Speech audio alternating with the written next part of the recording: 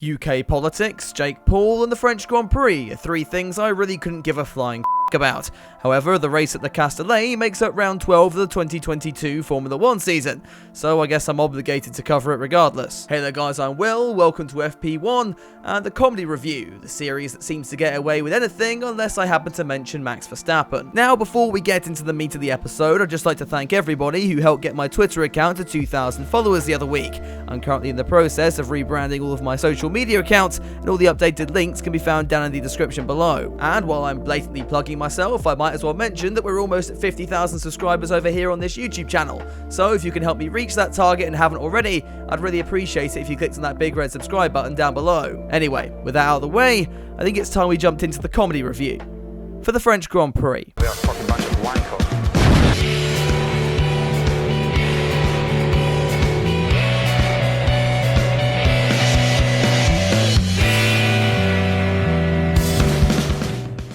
So there was plenty of news circulating the paddock prior to this weekend. I think a good place to start would be ripping off the band-aid and discussing Daniel Ricciardo. The Aussie has continued to struggle in 2022, and despite trying everything to get on par with his teammate this year, rumours around his future were still rife at the Castellet. Ricciardo himself had to take to social media to confirm he'll be staying at the team and in F1 next year, which I just hope ages well and not like a 2022 Ferrari engine. Let's instead move on to some good news, and if you're fed up from receiving a brain aneurysm every time you watch the French Grand Prix, you can rejoice, as the track is likely to fall off the calendar for next year, as the Castellet and Spa-Francorchamps are ditched for the big money American street tracks.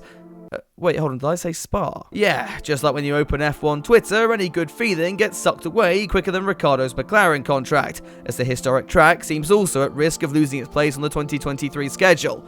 Also, we can keep that stupid Miami chicane. Finally, in more personal news, your boy is now a Master of Engineering.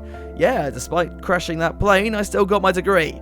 Miracles do happen, people. Now, I think it's time we moved into FP1, and in typical France style, nothing really happened. Charles Leclerc topped the hour for Ferrari as the Red Bulls trailed behind, clearly struggling with drivability issues. The team's Verstappen-oriented upgrade package hasn't gone down well with Sergio Perez, who spent the session trying out the alternative France layout in a bid to reduce his lap time. Meanwhile, over at Mercedes, #Bless sat the session out, with Nick de Vries getting the prestigious opportunity to have his back smashed to bits by the W13. He wasn't the only sub in for FP1, as Alfa Romeo tested out their young driver Robert Kubica, who I imagine used Fred Vasseur's sex tapes to get himself in the car.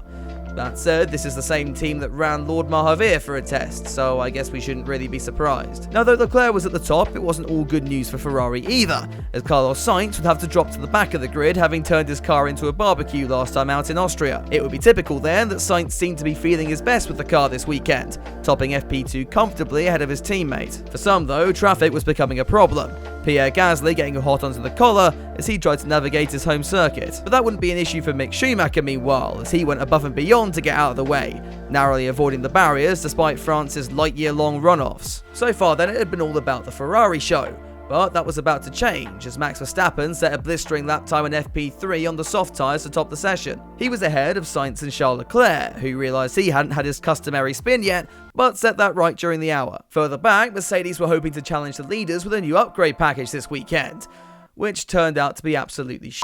Hamilton would end up a second off Verstappen by the time we headed into qualifying, with George even further back.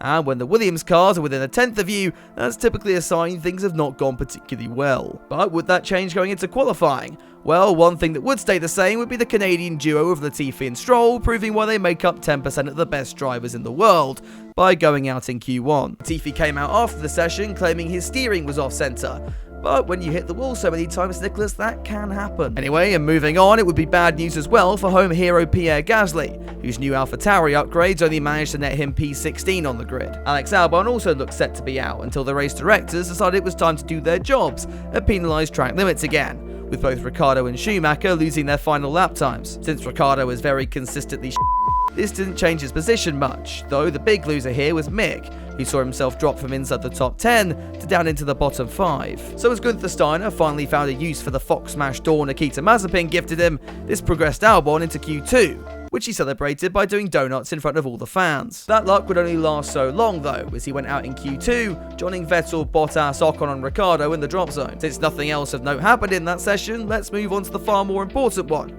Q3.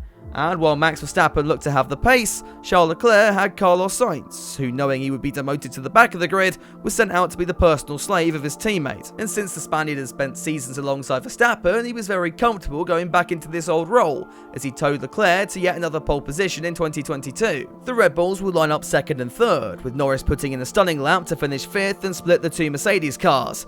But now, of course, we have the race to get into. So let's jump straight to lights out. Leclerc and the Ferrari would get the better start, staying ahead of Max heading down into turn 1, while Hamilton caught Perez napping and slotted up into third. Further back, all hell was breaking loose. K-Mag forgetting he was driving a Haas and making up 7 positions on the first lap, perhaps aided by Esteban Ocon torpedoing Tsunoda into the chicane. All 20 cars were still in the race though, and up front, Max Verstappen was hounding down and trying to overtake Charles Leclerc, before realising that this is France and that's strictly not allowed. All the while, Carlos Sainz was scything his way through the field. Despite a quiet lap 1, he was now on the back of the McLarens, making short work of Daniel Ricciardo to move into 9th. Just a shame that's not as much of an achievement as it once was. Back at the front though, Red Bull realised that despite putting incredible pressure on Leclerc, they were going to struggle to pass the Ferrari on pure race pace. Clearly a change of strategy was in order, and so the team soon pitted Verstappen so that Charles could have the open road to himself. Now, many people I'm sure assumed that Red Bull were going for the undercut on Leclerc.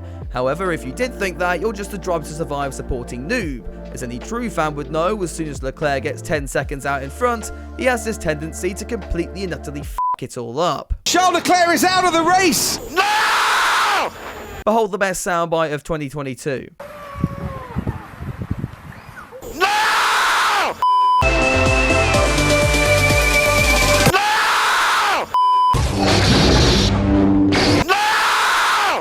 With Charles a little bit cross, the safety car was called out, massively helping Lewis Hamilton, which is a very strange sentence to say in 2022. The Brit would be on the back of race leader Verstappen, having pitted under yellow, with George hunting down Perez just up the road. But one team that weren't enjoying life so much were Ferrari, who bottled Sainz's stop, then tried to kill Albon just for good measure. This would give the Spaniard a 5-second penalty, and I can only imagine his reaction to that went something a little bit like this. No! On the restart, the Red Bull pace of Verstappen was no match for Lewis, and the race started to settle down, with the odd bits of excitement when Zhou Guanyu binned off Schumacher, and when Latifi reminded us he still had an F1 seat. Somehow, anyway. At least things were going somewhat better for Carlos Sainz, who by lap 30 was past George Russell, and then eyeing up the Red Bull of Perez for P3. Turns out Ferrari weren't done f***ing with him though, deciding the best time to ask him about strategy was while he was side by side with the Mexican, then decided to do more U-turns in our Tory government. The team noticed that Sainz had the pace, and thus decided the best thing to do was to bring the Spaniard in for new tyres, and I would hereby like to submit my application to their strategy team, as it seems to be run by the f***ing Teletubbies at the moment. That wasn't the only drama on lap 42 though, as George Russell saw an opportunity to pass Perez, forcing the Red Bull into the escape road and across the chicane. It then became clear how much George has learned from Hamilton this season, with the Brit then complaining about it on the radio to the end of time. The Russell-Perez battle made up a vast amount of the late race excitement, with Carlos Sainz also cutting his way through the pack, spurred on by his plans to castrate Mattia Binotto in the paddock afterwards. And George would soon make it past the Mexican after a brief VSC for Zhou breaking down for the 10 millionth time this year. At the front though, there would be no contesting Max Verstappen, the Dutchman extending his championship lead with a commanding drive, with the Mercs filling out the remaining 2 positions on the podium for their best result of the year. Oh, and Latifi retired. Yeah, I didn't notice that one either. Anyway, all said and done, that wasn't a completely awful race. That said, we do set the bar pretty low for a French Grand Prix. Verstappen's lead does look a little bit daunting, and with Leclerc's crash being put down to solely driver error, I do worry these incidents are going to rob us of what once proved to be a really good title fight. Still, we have a lot of good races left to run, so let's see what happens. If you enjoyed the comedy review though, be sure to drop it a like and share it around with your friends. And as I said at the top of the show, we're getting closer and closer to 50,000 subscribers, so smashing that big red subscribe button would also really help me out. A huge thanks as always to my patrons for supporting the work that I do, and if you want to help in that regard, the link as well as all those to my other socials can be found down in the description below. But that's all from me, I'll see you soon with another video, but until then, have a good one.